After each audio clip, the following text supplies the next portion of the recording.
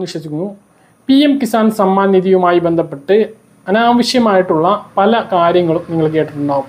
ഇല്ലാത്ത കാര്യങ്ങളെക്കുറിച്ചൊക്കെ ഇങ്ങനെ പറഞ്ഞുകൊണ്ടിരിക്കുകയാണ്. ഏപ്രിൽ മാസം മുതലാണ് ഇനി നമുക്ക് 20ാമത്തെ ഗഡുവിൻ്റെ മാസം ആരംഭിച്ചത്.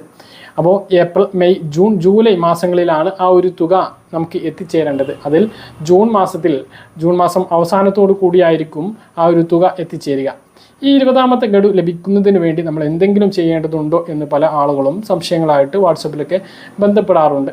അങ്ങനെയുള്ള ആളുകൾക്ക് കൂടിയായിട്ടാണ് ഏറ്റവും പുതിയ PM കിസാൻ സമ്മാൻ നിധി അറിയിപ്പ് നിങ്ങളുമായി പങ്കുവെക്കുന്നത്. വീഡിയോയുടെ വിശദാംശങ്ങളിലേക്ക് കിടക്കുന്നതിന് മുമ്പ് കൂടുതൽ ആളുകളിലേക്ക് ഇൻഫർമേഷൻ എത്താൻ ഷെയർ ചെയ്യുക, ലൈക്ക് ചെയ്യുക. ഫേസ്ബുക്കിലൂടെ കാണുന്ന ആളുകൾ ഫോളോ ചെയ്യുക. വീഡിയോയുടെ വിശദമായ വിവരങ്ങളിലേക്ക് വരാം.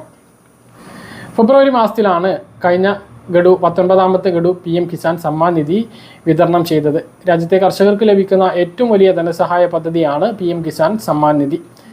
ഇതുപ്രകാരം 9 കോടിയിലധികം ജനങ്ങൾക്കാണ് 2000 രൂപ 3 തവണകളായിട്ട് വർഷത്തിൽ 6000 രൂപ ലഭിക്കുന്നത്. തുടങ്ങിയതിന് ശേഷമുള്ള 20ാമത്തെ ഗഡു, അതായത് 40,000 രൂപ വിതരണത്തിലേക്കാണ് ഇനി കടക്കാൻ വേണ്ടി പോകുന്നത്.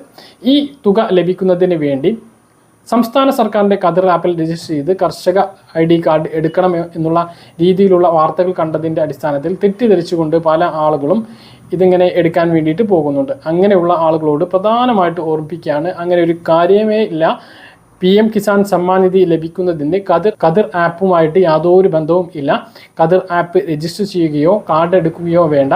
നിങ്ങൾ കർഷകരാണെങ്കിൽ കർഷക ആനുകൂല്യങ്ങൾക്കും സേവനങ്ങൾക്കും വേണ്ടി മാത്രമാണ് ഖദർ ആപ്പ് ഉള്ളത്. PM കിസാൻ സമ്മാൻ നിധി വാങ്ങുന്നത് 5 സെൻറ്റ് ഭൂമി മാത്രം ഉള്ള ആളുകൾ, അതിൽ വീടായിരിക്കും, അവർക്കൊക്കെ ഈ ഒരു PM കിസാൻ സമ്മാൻ നിധി ലഭിക്കുന്നുണ്ട്.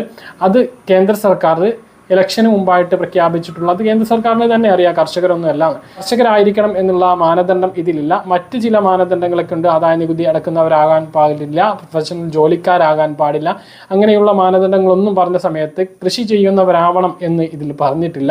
കർഷകർക്ക് ലഭിക്കുന്ന സഹായങ്ങളാണ് എങ്കിൽ പോലും 5 സെൻറ്റ് ഭൂമി ഉള്ള ആളുകൾക്ക് ഇതിലേക്ക് അപേക്ഷ സമർപ്പിക്കാം, ഇതിൽ നേടിയെടുക്കാം. അപ്പം അങ്ങനെയുള്ള ആളുകളൊന്നും കൃഷി ചെയ്യുന്ന ആളുകളായിക്കൊള്ളണം എന്നില്ല. സംസ്ഥാന സർക്കാർ രൂപീകരിച്ചിട്ടുള്ള ഖദർ ആപ്പിൽ രജിസ്റ്റർ ചെയ്യേണ്ടത് PM കിസാൻ സമ്മാൻ നിധി തുക വാങ്ങുന്നവരല്ല, കൃഷി കൊണ്ട് ഉപജീവനം കഴിയുന്ന ആളുകളാണ്. അപ്പം അത് എല്ലാവരും ശ്രദ്ധിക്കുക. നിങ്ങൾക്ക് 20ാമത്തെ ഗഡു PM കിസാൻ സമ്മാൻ നിധി ലഭിക്കുന്നതിന് വേണ്ടിയിട്ട് 19ാമത്തെ ഗഡു ലഭിച്ചവരാണെങ്കിൽ ഇപ്പോൾ ഒന്നും തന്നെ ചെയ്യേണ്ടതില്ല എന്നുള്ളതാണ്. കഴിഞ്ഞ ഗഡുക്കളെല്ലാം മുടങ്ങിയിട്ടുള്ള ആളുകൾക്ക് KYC ചെയ്യാത്തതുകൊണ്ടോ ലാൻഡ് വെരിഫിക്കേഷൻ ചെയ്യാത്തതുകൊണ്ടോ ആധാർ സീഡിംഗ് നടത്താത്തതുകൊണ്ടോ വരാതിരിക്കാം. അങ്ങനെയുള്ള ആളുകളെല്ലാം ഈ കാര്യം ചെയ്യുക. അതുപോലെ തന്നെ PM കിസാൻ സമ്മാൻ നിധി മാത്രം ലഭിക്കുന്ന ബാങ്ക് അക്കൗണ്ടുകൾ ഉണ്ട് എങ്കിൽ അതിൽ ബാലൻസ് ഇല്ല എങ്കിൽ നിങ്ങളുടെ അക്കൗണ്ട് ചിലപ്പോൾ 0 ബാലൻസ് ആയിരിക്കും നേരത്തെ ഉണ്ടായിട്ടുള്ളത്. അത് സേവിങ്സ് അക്കൗണ്ടിലേക്ക് മാറിയിട്ടുണ്ടാകും. അങ്ങനെയെങ്കിൽ മിനിമം ബാലൻസ് അതിൽ സൂക്ഷിക്കേണ്ടി വരും.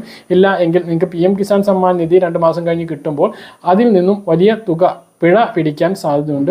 അപ്പോൾ നിങ്ങളുടെ ബാങ്കുമായി ബന്ധപ്പെട്ടിട്ട് 0 ബാലൻസ് അക്കൗണ്ട് ആണെങ്കിൽ അത് സേവിങ്സ് അക്കൗണ്ടിലേക്ക് മാറിയിട്ടുണ്ടോ, മിനിമം ബാലൻസ് സൂക്ഷിക്കേണ്ടതുണ്ടോ എന്ന് അന്വേഷിക്കുക. ഉണ്ടെങ്കിൽ അത് എത്രയാണോ തുക അത് അവിടെ ബാങ്കിൽ ഫിക്സഡ് ആയിട്ട് ഇട്ട് വെക്കാൻ വേണ്ടിയിട്ടും ശ്രദ്ധിക്കുക. ഇതാണ് PM കിസാൻ സമ്മാൻ നിധിയുമായി ബന്ധപ്പെട്ട് ഏറ്റവും പുതിയ അറിയിപ്പുകളായിട്ട് നിങ്ങളെ അറിയിക്കാനുള്ള പല കാര്യങ്ങൾ കൃത്യമായിട്ട് മനസ്സിലാണെന്ന് കരുതുന്നു. ഇതുപോലെ ഇൻഫർമേഷൻ ലഭിക്കാൻ ചാനൽ സബ്സ്ക്രൈബ് ചെയ്യുക, ബെൽ ഐക്കൺ എനേബിൾ ചെയ്ത് നോക്കുക. മറ്റൊരു വീഡിയോ കാണാം. ദൂരേക്കും ബൈ.